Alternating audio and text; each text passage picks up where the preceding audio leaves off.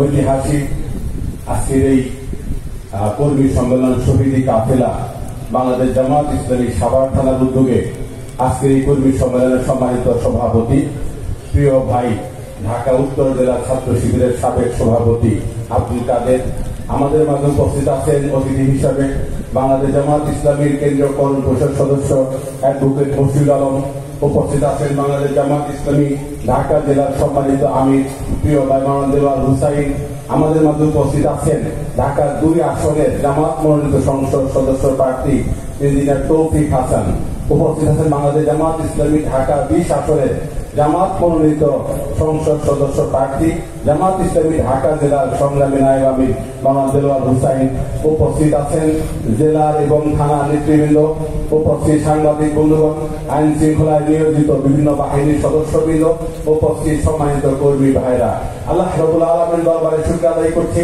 যে মহান রব্বুল আলামিন আমাদেরকে একটি পরিবর্তিত পরিস্থিতিতে আমাদেরকে এরকম একটা সুন্দর পরিবেশে কর্মী সম্মেলন করার সুযোগ করে দিয়েছেন। আলহামদুলিল্লাহ। সময় খুবই সংক্ষিপ্ত, আমি দুটো কথা বলে আমার কথা শেষ করব। প্রিয় ভাইরা, আপনারা দেখেছেন গতকালকে নির্বাচন কমিশন থেকে 39টি আসনের জন্য একটি পরিবর্তনীয় আসনের জন্য একটি খসড়া প্রজ্ঞাপন জারি করেছে।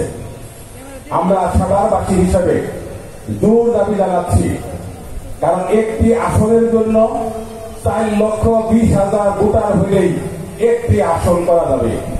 সাভার উপজেলায় আমাদের যে ইউনিয়নগুলো আছে পৌরসভা সহ, এখানে 10 লক্ষের উপরে ভোটার আছে। এই জন্য আমরা এই যৌক্তিক দাবিকে বর্তমান সরকারের নির্বাচন কমিশনের কাছে আবেদন করছি যে সাভার উপজেলাকে 2টি সংসদীয় আসনে বিভক্ত করার জন্য। যদি তাই হয়, সাভার উপজেলার বিরুলিয়া ইউনিয়নের সবচেয়ে দুর্ভোগত এলাকা যেটা দিল্লি এলাকা, এটা ঢাকা 2 আসনে পড়েছে। তারা মানবিক সহযোগিতা থেকে এই উপজেলার সার্বিক সহযোগিতা থেকে সবসময় তারা বঞ্চিত হবে, সেটা হচ্ছে এই প্রান্তে। এই জন্য সার্বিক দিক বিবেচনা করে প্রশাসনের সার্বিক সহযোগিতা নিশ্চিত করার জন্য সাভার উপজেলাকে যৌক্তিক দাবি হিসাবে যেখানে 8,40,000 ভোটার হলে 2টি সংসদীয় আসন করা যাবে, সাভার উপজেলায় 10 লক্ষের উপরে ভোটার আছে, আমিনবাজার কাউন্সিলর সহ। আমরা জোর দাবি জানাচ্ছি সাভার উপজেলাকে সংসদে 2টি আসন করার জন্য। আপনারা আমার সাথে নিশ্চয় একমত হবেন ইনশাআল্লাহ। আমার দ্বিতীয় কথা হচ্ছে, প্রিয় বন্ধুগণ, আজকে সেই 1 আগস্ট, যে 1 আগস্ট 2024 সালে জামাত ইসলামীকে দেশ থেকে বিচ্ছিন্ন করার জন্য বিগত ফ্যাসিস্ট সরকার নিষিদ্ধ ঘোষণা করেছিল। আমরা দেখেছি যে 5 দিনের মাথায় যারা জামাত ইসলামী ছাত্র শিবিরকে নিষিদ্ধ করেছিল, মাত্র 5 দিনের ব্যবধানে এই দেশের মানুষ, দেশের ছাত্র জনতা, দেশের তৌহিদি জনতা তাদেরকে বাংলাদেশ থেকে বিতাড়িত করতে তাদেরকে বাধ্য করেছে। 5 আগস্টে আগে যারা লম্ফ করেছে, এমন কোন লোক 5 আগস্টের পরে পাওয়া যায়নি।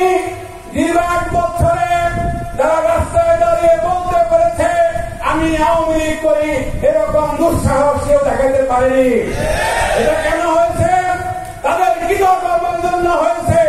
তাদের 16 বছরের নির্যাতনে জামাত ইসলামীর 500 জনকে তারা হত্যা করেছে, 11 জন শীর্ষস্থানীয় নেতৃবৃন্দকে তারা হত্যা করেছে, 80 জন জামাত শিবিরের নেতৃবৃন্দকে তারা গুম করেছে। তারা আইনাগরের মতো জায়গায় 8 বছর সূর্যের আলো দেখতে পায়নি। তারা 2013 সালের 5 মে শাপলা চত্বরে হত্যাকাণ্ড ঘটিয়েছে। তারা সেনাবাহিনীকে হত্যা করেছে। জামাত ইসলামীর 7 দফা দাবির মধ্যে অন্যতম হচ্ছে নির্বাচনের পূর্বে এই সমস্ত গুপ্ত হত্যা, এই সমস্ত গণহত্যার বিচার করতে হবে। বিচারের দৃশ্যমান পরিলক্ষিত না হলে এদেশের নির্বাচন ব্যবস্থা সুষ্ঠু হবে না। তাই আসুন সামনের সকল সংগ্রামে আন্দোলনে এদেশকে ফ্যাসিজমের হাত থেকে রক্ষা করার জন্য আমরা চ্যালেঞ্জ গ্রহণ করব। সকল রকমের চ্যালেঞ্জ মোকাবেলায় জামাত ইসলামী প্রস্তুত আছে ইনশাআল্লাহ। সংগ্রামী সাথী বন্ধুগণ, আমি আমার এই কথা বলে আমার বক্তব্য শেষ করছি। একটি ঘোষণা হলো, মাগরিবের পরে জামাত ইসলামী ঢাকা জেলা উদ্যোগে আজকে এখানে আমাদের জুলাই বিপ্লবের ডকুমেন্টারি প্রদর্শন হবে। মাগরিবের পর পরে আমাদের কার্যক্রম শুরু হবে। জুলাই এবং আগস্টের যে গণহত্যা তার ডকুমেন্টারি প্রদর্শনী হবে এবং আলোচনা হবে। আপনাদেরকে প্রত্যেককে সেই অনুষ্ঠানে অংশগ্রহণ করার জন্য আহ্বান জানিয়ে আমি আমার কথা শেষ করছি। বাংলাদেশ জিন্দাবাদ, বাংলাদেশ জামাত ইসলামী জিন্দাবাদ। আসসালামু আলাইকুম ওয়া রাহমাতুল্লাহ। সম্মানিত